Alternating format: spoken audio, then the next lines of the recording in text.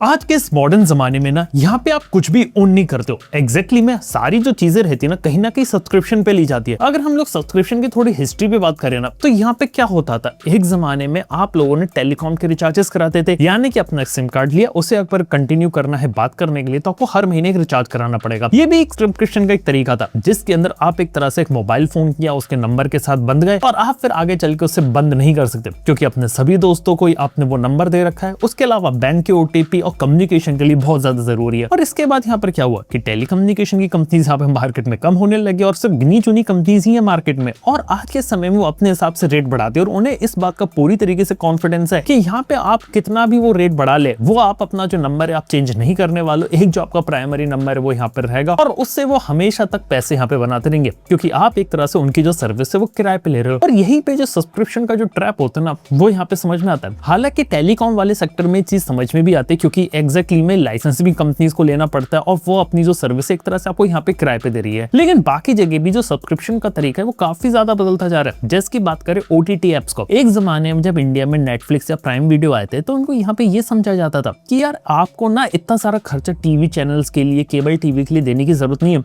आप 1000-1500 रुपए साल भर का दे सकते हो और उसके बाद आप यहाँ पे मन चाही फिल्में, मूवीज और टीवी शोज यहाँ पे देख सकते हो। देखने सुनने में चीज ये थी। आज के समय में हालत है कि बहुत सारी ओटीटी एप्स है, सबके अपने अपने सब्सक्रिप्शन बंडल्स आते हैं और यहाँ पे आपको अपना सब्सक्रिप्शन बंडल लेना पड़ता है। इवन इंडिया में जो मेजॉरिटी ओटीटी व्यूअरशिप होती है ना वो एग्जैक्टली में आती है आपके मोबाइल फोन के टेलीकॉम रिचार्जेस होते हैं ना, उसके अंदर जो बंडल किए जाते हैं ना प्लान, जिसके अंदर आपको नेटफ्लिक्स, हॉटस्टार, प्राइम वीडियो ये सब देखने को मिलता है, उसके थ्रू यहाँ पर देखे जाते हैं। इवन कंपनीज को ये पता है कि आने वाले समय में अगर इन बंडल से अगर वो रिचार्ज प्लान हटा देंगी तो धीरे धीरे लोगों को ऐसी आदत भी लगी है कि कहीं ना कहीं आके चल के भी वो पे करते रहेंगे। और देखा है तो सब्सक्रिप्शन का ट्रैप आज के समय में और भी ज्यादा बढ़ता जा रहा है। अमेज़न प्राइम वीडियो का बहुत अच्छा एग्जांपल है। पहले तो अमेज़न प्राइम वीडियो का आप सब्सक्रिप्शन लो उसको देखने के लिए, उसके बाद अगर आपको ऐड हटाने तो उसके लिए और पैसा दो। यहाँ तक कि अगर आपको कोई फिल्म जल्दी देखनी तो उसके अर्ली एक्सेस के और एक्स्ट्रा पैसे दो। फिल्म अगर आपको रेंट पे चाहिए तो उसको और एक्स्ट्रा पैसे दो। और अगर आपको कोई और कंटेंट देखना है वो किसी और ओटीटी सर्विस है तो आपको उसके लिए अलग से यहाँ पे पैसा देने पड़ेंगे, यानी कि मल्टीपल चीजों से पैसे देने पड़ते हैं। और ये चीज यहाँ पे रुकने का बिल्कुल भी नाम ही नहीं ले रही है। इसके साथ ही कुछ और बातें यहाँ पे कि यहाँ पे इंडिया के अंदर सिर्फ और सिर्फ यहाँ पे एंटरटेनमेंट इंडस्ट्री ऐसी थी एक जमाने में जहाँ पे पहले लोग सीडी डीवीडी खरीदा करते थे और लोगों के पास एक ओनरशिप रहती थी। आज के समय में वो ओनरशिप ओटीटी सब्सक्रिप्शन सर्विस के आने के बाद टोटली यहाँ पे जा चुकी है और एक तरह से आज के समय में सब्सक्रिप्शन के जो जाल होता है ना उसमें यहाँ पे फंस चुके हैं। इसके अलावा काफी एक अच्छा एग्जांपल है गेमिंग को लेके। पहले लोग क्या करते थे, गेम की सीडी से डीवीडीज लेते थे जो कि ओन कर सकते थे। आज भी मार्केट में प्ले स्टेशन की डीवीडीज वगैरह देखने को मिलती है जिसको लोग ओन करते हैं। लेकिन धीरे धीरे इस लेवल पर हो गई स्थिति कि यहाँ पे ना डिजिटल डाउनलोड बढ़ गया और डिजिटल डाउनलोड भी तब तक काम करेगा तब तक जो सामने वाली कंपनी जो सर्वर होता है उसका मेंटेन कर रही है। कल को वो कंपनी बंद हो गई, उसका सर्वर अगर बंद हो गया तो आपकी जितनी भी डिजिटल परचेज है ना वो भी यहाँ पे चली जाएंगी। इवन गेमिंग के अंदर भी यहाँ पे सब्सक्रिप्शन लेकर आ गया था, क्लाउड गेमिंग के अंदर और इवन गेम पास के अंदर, जिसका मतलब ये कि एग्जैक्टली में आपको कोई गेम यहाँ पे खरीदने की जरूरत नहीं है। आपको मंथली पे करना है, हम आपको ढेर सारे गेम यहाँ पर चाल कर देंगे और उन गेम्स को आपको एंजॉय करना है। लेकिन इन द एंड क्या रहेगा, आप उस सर्विस के लिए आप इन्फिनिटली पे करते रहोगे लेकिन आप कोई भी गेम यहाँ पे ऑन नहीं कर पाओगे। और हाँ, इन सर्विसेज के ऊपर डिपेंड करता है कौन सा गेम इन्हें डालना और कौन सा आपका फेवरेट गेम कब हटाना, ये चीज थी। और स्थिति आने वाले समय में और भी ज्यादा खराब तब हो सकती है जब मार्केट के अंदर मेमोरी प्राइसेस इतने ज्यादा कि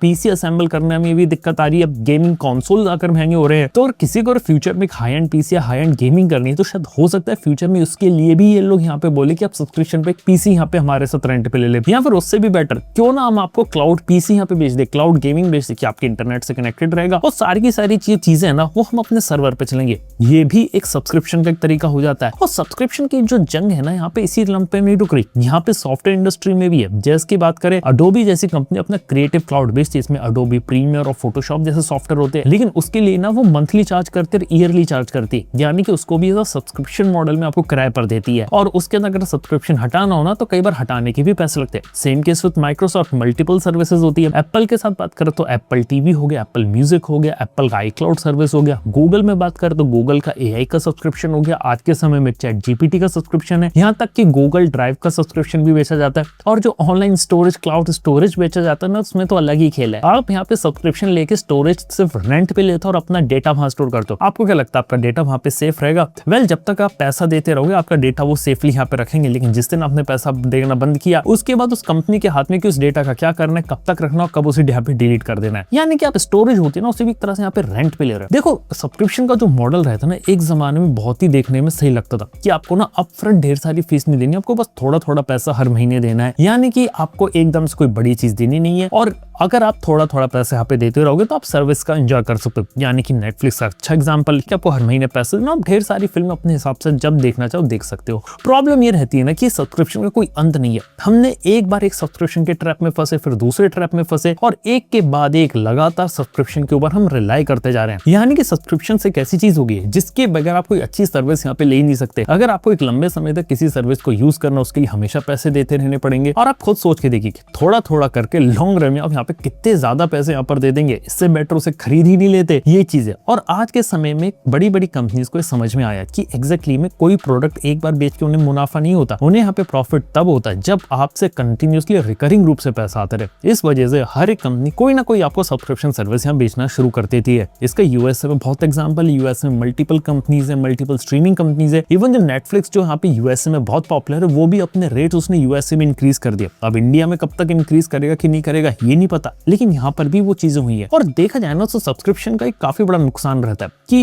at the end of the day आप किसी चीज को ओन करते हो ना तो आपके पास की ओनरशिप होती है। चाहे आपने बचपन में प्ले स्टेशन का सपना देखा हो, और बड़े होकर जब आप उस प्ले स्टेशन को लेते हो ना तब आपको ना वो ओनरशिप जो रहती है ना वो यहाँ पे फील होती है। और ऐसे जब आप गेम खरीदते हो, गेम की डिस्क ओन करते हो ना तो उससे भी यहाँ पे ओनरशिप फील होती है। प्रॉब्लम बताऊं तब होती है कि हम आपको ना गेमिंग सर्विस दे रहे हैं, गेमिंग का जो पीसी रहता है ना वो दे रहे हैं, लेकिन उसे हम किराए पे दे रहे हैं, यहाँ पे दिक्कत रहती है। और एग्जैक्टली में मार्केट में अब यही चल रहा है, सब्सक्रिप्शन सर्विस हर जगह आती रही है, और ये चीजें जितनी तेजी से फैल रही है इंडस्ट्री के अंदर, ऐसा देख के कहीं भी नहीं लगता कि आने वाले समय में यहाँ पे आपको कोई भी चीज खरीदने को मिलेगी। हर एक चीज कहीं ना कहीं आपको किसी न किसी टाइप के सब्सक्रिप्शन में देखने को मिलेगी, चाहे वो छोटा से छोटा जोमेटो और स्विगी का सब्सक्रिप्शन हो, या महंगे से महंगा आपका नेटफ्लिक्स का सब्सक्रिप्शन हो, या फिर आप इंटरनेट यूज करते हो उसका सब्सक्रिप्शन हो, या फिर क्लाउड गेमिंग ही क्यों ना करनी हो, या फिर अगर ऑनलाइन कोई काम करना हो उसके लिए ऑनलाइन क्लाउड स्टोरेज या सॉफ्टवेयर लेना हो उसका सब्सक्रिप्शन। कहने की बात ये कि यहाँ पे आने वाले समय में आपको ना सब्सक्रिप्शन के ऊपर हेवीली डिपेंडेंसी होती चली जाएगी। और अगर आप यहाँ पे अगर कोई काम अगर इंडिविजुअली करना चाहते हो या फिर किसी चीज को अगर ओन करना चाहते हो ना वो भी यहाँ पे डिफिकल्ट हो जाएगा। और आप आने वाले समय में देखिए कि कहीं ऐसा नहीं हो कि आने वाले समय बड़ी बड़ी कार भी आपको कार रेंटल या कार के अंदर भी कोई सब्सक्रिप्शन सर्विस ले कि आप हर महीने हमारे को पैसा पे करते रहिए जैसा आप ईएमआई देते हैं, लेकिन उसके बदले में आप हर साल एक नई कार चला सकते हैं। इस तरीके की भी अलग अलग टाइप की स्कीम यहाँ पे निकाली जा सकती है। इस चीज का देखा है तो कोई अंत यहाँ पे लग नहीं रहा है। लेकिन एज अ कंज्यूमर जब आपके ऊपर से एक ओनरशिप यहाँ पर चली जाती है और आप किसी चीज को बस रेंट करने लगते हो ना, तब यहाँ पे माइंडसेट वगैरह में भी शिफ्ट आ जाता है। यार देखने वाली बात है,